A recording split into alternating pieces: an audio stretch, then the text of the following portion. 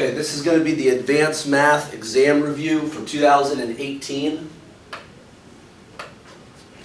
Okay, we'll start out with this one. We'll do inverse cosine of 0.6541.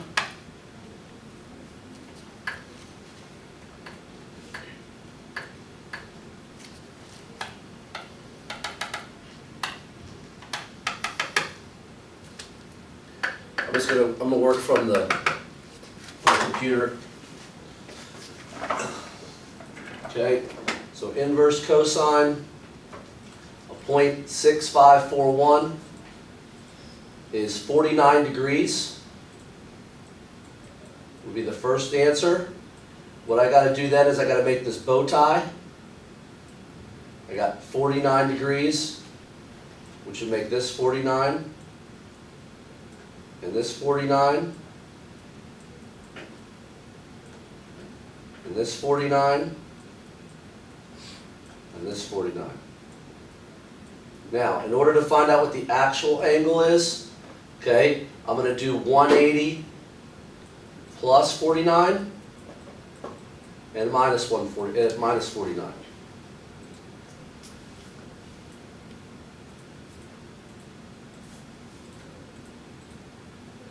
Okay, so one of the angles is 229. One of the angles is 131. So the 131 one will be here. 229 one will be here. All right, if you have to find one over here, it's 360 minus that. Okay, so that's going to be 311. Okay, all right. So what I would do is I would try these in the interest of time. If I try cosine of 311, we will see how that creates that same positive answer. So I got 311 here. Okay, now we're going to do it for secant. This is not correct here. What you should be is, we'll do like negative 2.4567. All right, just so we can get a little bit of a different answer. Now what you have to do for secant is I got to change that to cosine. And I'm going to do 1 over that.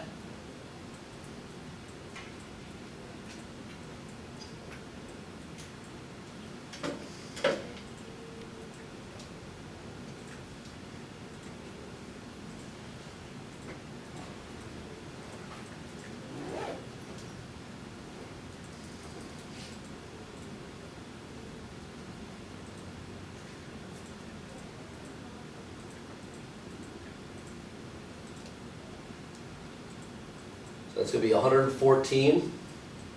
So that's the first one that works. So 114 would be right here. Okay, if I do 180 minus that, that'd be 66. So 66 here and here.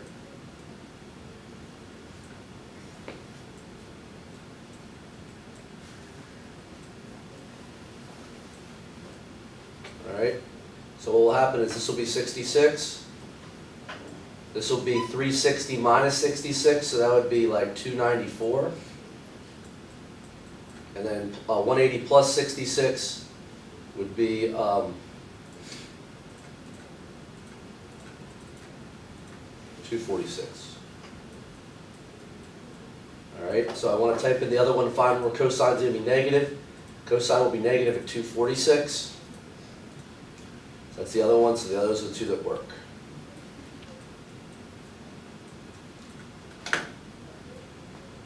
Alright, graph the angle 5/12. Okay, so the idea behind 5/12 is 5 over 12. Okay.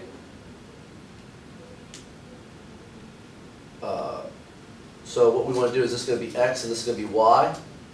So when I make my triangle, 12, 5, 13. Okay, so if I want to find this angle, this will be H, O, and A. So I can use tangent to find the angle.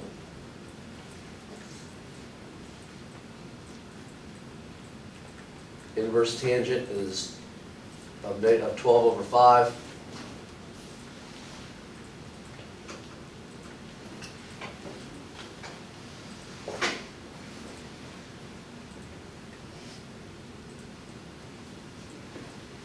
67. If I want to get the radian measure, I do 67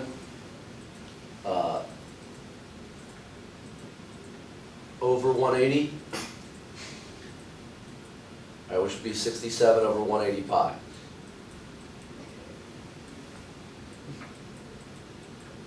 Okay, the reference angle is the angle that's in the corner, so that's going to still be 67. This one will be coterminal. I take 67 and add 360. That's 427. Okay, for the sine, cosine, tangent with the trig function, what you're going to want to do is label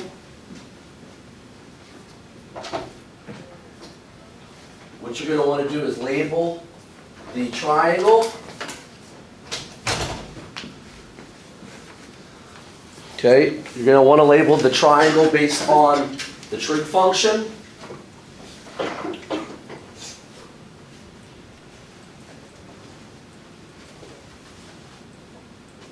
Okay, this will be H, O, and A. So if I do sine, that's going to be 12 over 13. Cosine would be 5 over 13. Tangent would be 12 over 5. Okay, that's it for that page. Okay, for the unit circle, all right, what we can do, normally we did this without a calculator. We'll go ahead and do it with the calculator, so pretty easy. Sine of 330 is negative 1/2, which would make this just negative 2. All right, cosine of 330 is square root of 3 over 2, which that's going to be 2 over the square root of 3. Now, I'm not allowed to have that like that, so I got to multiply by square root of 3 over square root of 3. So it's going to be 2 square root of 3 over 3. Okay? Tangent of 330 is negative square root of 3 over 3. When we flip that, that's 3 over negative square root of 3. Times square root of 3 or square root of 3. That's 3 square root of 3 over negative square root of 3, over negative 3, which will end up being negative square root of 3. Okay? Find the 6 trig functions. Okay?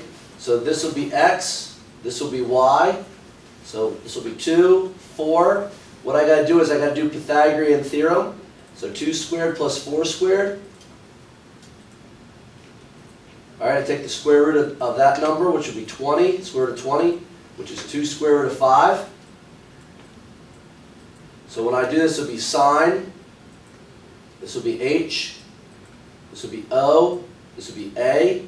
So sine is 4 over 2 square root of 5.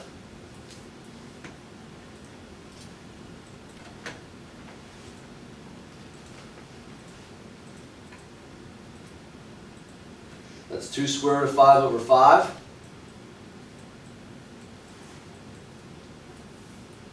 Okay, for cosine, that's 2 over 2 square root of 5.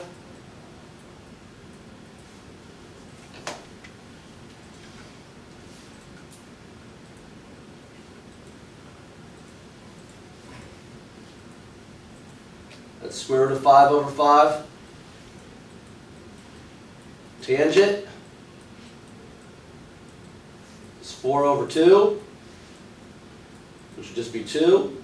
If I go to cosecant, all right, that's going to be the flip of that original, 2 square root of 5 over 4. Oops. So that's going to be square root of 5 over 2. Secant is going to be 2 square root of 5 over 2.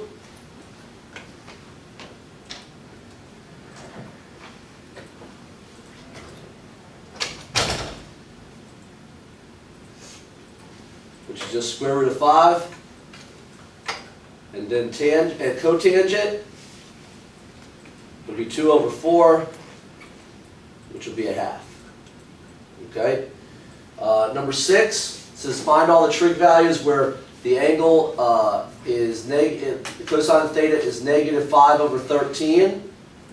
So this is h, o and y, a and x. Okay. So this is 13. This is 5, which we know this will be 12. Since it's in quad 3, down here we know that it will be negative and negative. So the x will be negative and the y will be negative. Okay? So I got to find all these other ones. Sine would be -12/13. Cosine, -5/13. Tangent, -12/-5, which is 12/5. Okay, got to reduce the negative and the negative. Cosecant, let me erase this right here. Cosecant will be the reverse of this, so -13/12. Secant will be 13/-5. And cotangent will just be 5/12. Okay? In our class, we're not going to worry about question number 7. Question number 8.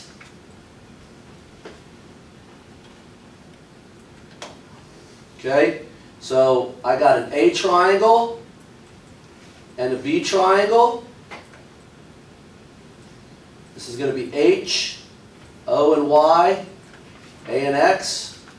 So the first triangle, the A, they're telling me that sine, that's going to be O and H. So that's going to be 3 and 5, which makes this 4. All right? In the B triangle, they're giving me cosine. So that's going to be A and H. Okay, so H, O and Y, A and X. All right?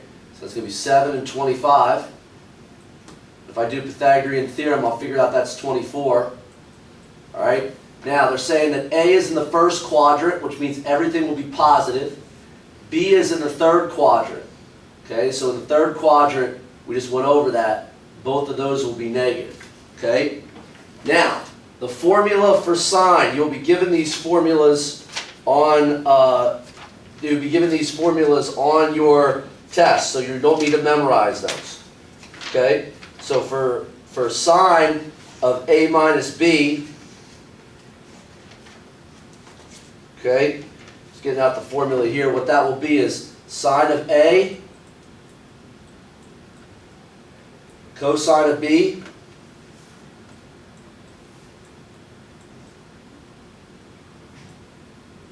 minus cosine of A, sine of B.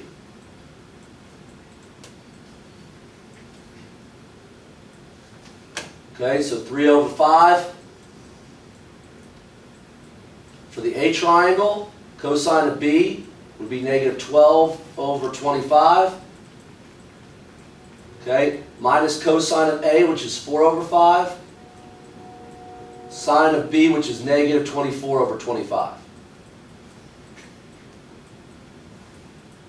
Okay, and all you got to do is type those fractions and you're going to be fine. 3/5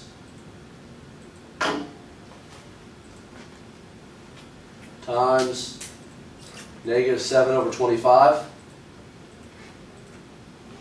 minus 4/5 times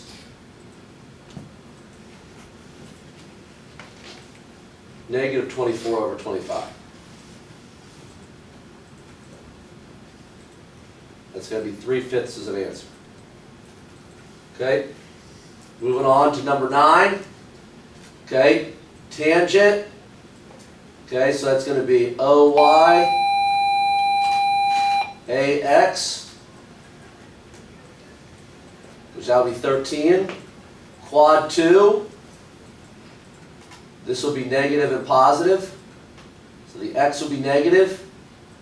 The y will be positive. Sine of 2b. Okay. The formula for that is 2 sine of A, sine of B. No, I'm sorry, not sine of B, cosine of B.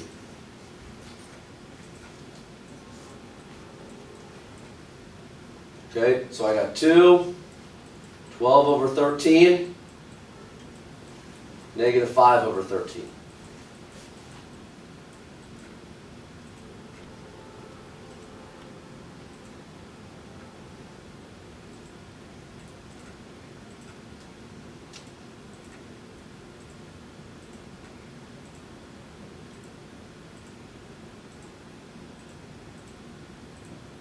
So negative 120 over 169. Okay? All right.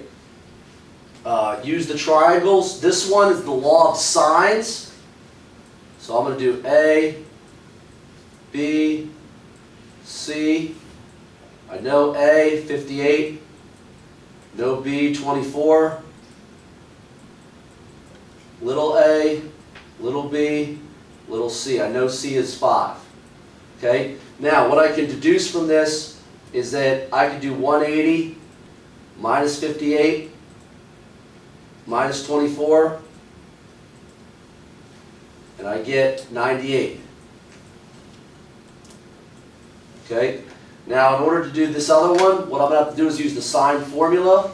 That will say sine of 98 over 5 is equal to sine of 58 over little a. What's going to happen is the a has got to come up, the sine 98 goes down, the 5 goes up. So I got 5 sine of 58 over sine of 98. And that answer is about 4. Okay? If I go to find b, I go sine of 98 over 5. Now I'm going to do sine of 24 over b. Alright? So the 5 is going to have to come up, sine 98 goes down, b goes over. So what I got is I got 5, use the fraction button, 5 sine of 24 over sine of 98. Okay, that's going to be 2. Okay? To find the area of the triangle, you got to find S first, which is A plus B plus C, all divided by 2. And then you apply the formula that says S is S, S minus A, S minus B, S minus C. Okay? So what I want to figure out first, write that again.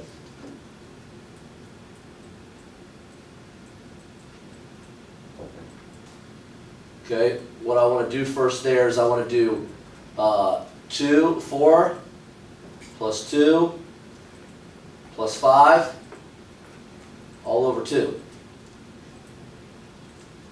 So as a fraction, that's going to be 5.5. And then I'm just going to put those into the calculator underneath the square root. So 5.5, 5.5 minus 4.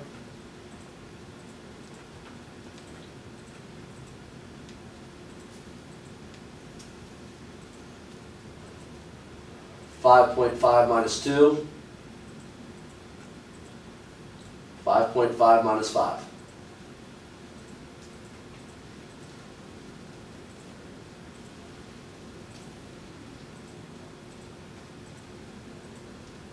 Okay, I hit fraction decimal. It's going to give me an area of about 4. Okay, moving on to question number 11.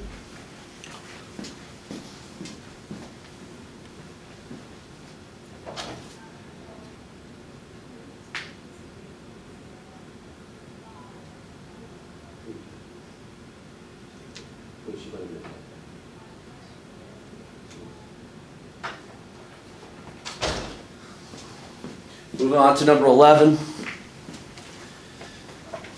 Once again, we're going to find A, B, and C. B is 125. C we don't know. Little a we know. Little c we know. What we can do is define b. All right, we use the law of Cosines formula that says b squared is a squared plus c squared minus 2a c cosine of b. Okay? Now the only thing you got to do there is you have to take the square root, all right, to do that. So 7 squared plus 13 squared minus 2 times 7 times 13 times the cosine of 125. All right, is 18. Okay? All right, then what I want to do is I want to use the cosine of A formula. Okay? And that's going to say B squared plus C squared minus A squared all over 2 times B times C. Now, the only thing you got to do is you have to do inverse cosine, all right, of that fraction.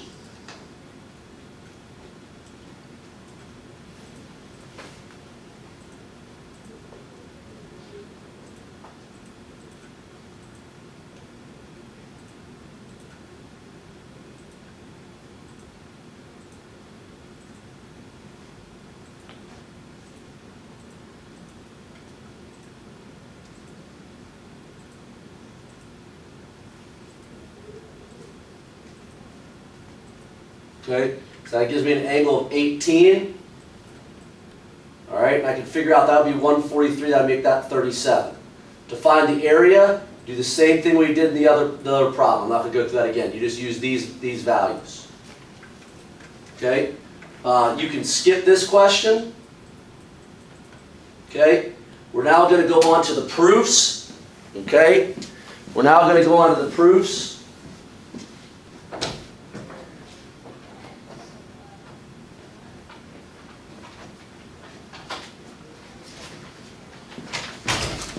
Okay, what you want to do in the proofs is you want to account sine squared will be tan will be y squared over x squared equals r squared over x squared. We need a common denominator, so I'm going to multiply this side by x squared and x squared. So that'll be x squared plus y squared all over x squared. And from my givens, I got that this will be r squared. So that's r squared over x squared equals r squared over x squared. Okay? Other proofs? Okay? I would do this as y squared over r squared plus x squared over r squared divided by r squared over x squared. This other side is 1 minus y squared over r squared. Okay? Let's see if I can do this for the board. We'll cooperate. No, I don't have the calculator. So the idea is this will combine, and then that will just be r squared over r squared.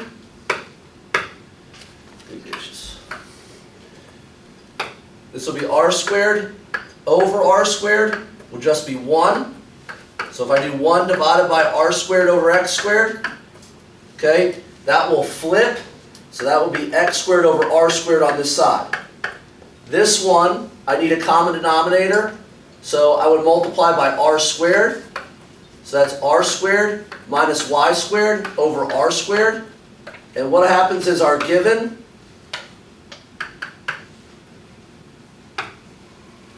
will actually make that r squared will be x squared. So x squared over r squared. Okay? This thing's not going to work. Okay? So this, for 15, would be 1 minus y over r. Alright? Times 1 plus y over r equals x squared over r squared. You would need a common denominator here, so I would do this over 1, r and r, r and r, so that's r minus y times r plus y over r squared.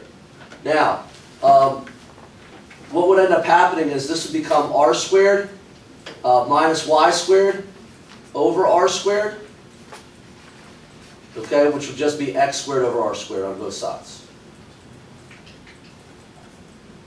Okay. On this one, 16, this would be y squared. I'm sorry, r squared over y squared minus 1 y squared, all right, divided by r squared over y squared. So this will be r squared minus y squared over y squared, which will be x squared over r squared. All right, since the division here, we would do y squared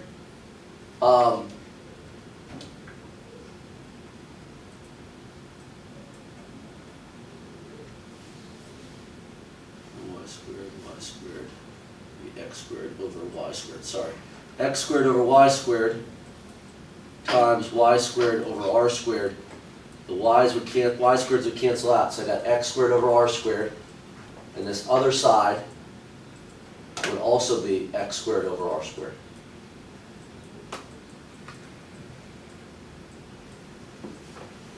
Okay, 17.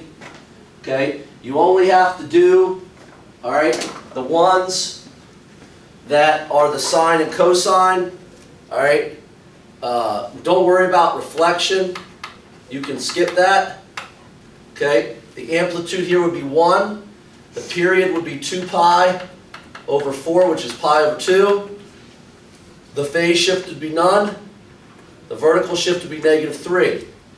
What you want to do is take your angles, 0, pi over 2, pi, 3 pi over 2, 2 pi. Okay? What you want to do is divide those all by 4. So that would be 0, pi over 8, pi over 4. This will be 3 pi over 8. And this will end up being pi over 2. Okay? My values, which would have been 0, okay, 0, 1, 0, -1, and 0. I want to multiply all those by -1. So what I'm going to end up with is 0, -1, 0. Okay? That's a 0 there.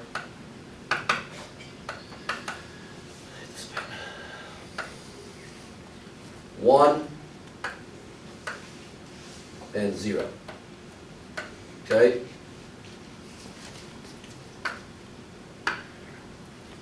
All right. So when you plot this, what I would do, okay, so what you're going to finally plot there, hopefully I can write this a little bit better, is 0, okay, pi over 8,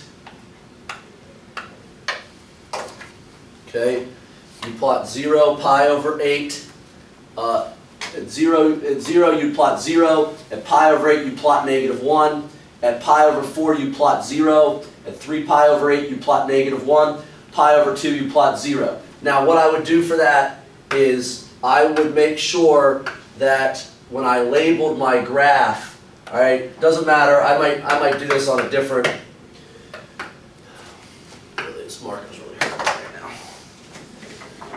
What I might do to make this a little bit easier, okay, is, all right, if I make that line, all right, okay, I might relabel.